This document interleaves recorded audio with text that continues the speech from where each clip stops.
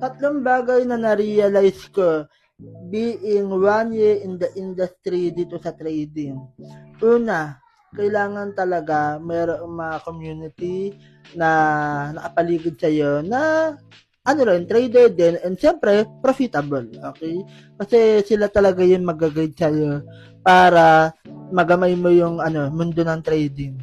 Pangalawa, kailangan talaga ma-detach mo yung sarili mo sa chart, okay? Kasi alam naman natin kapag bago tayo, sobrang hook na hook tayo pumindot, hayok na hayok talaga tayong pumindot, hayok na hayok tayong maging mayaman, which is mali, no? Yun yung maling akala natin na yayaman agad tayo sa trading, pero hindi talaga sa ganon kadali.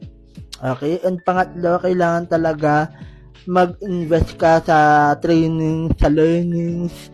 Kailangan mo talaga mag-aral, okay? Kasi bago to sa'yo.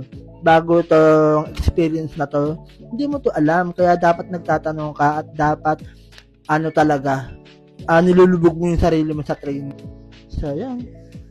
Guys, pasensya na kung di ako masyado makapag-reply sa mga inquiries nyo kasi bukod sa madami kayo para isa-isahin, okay, medyo na-busy ako ng buong May kasi ang daming mga ganap dahil bakasyon, sinusulit yung mga gala with family and friends.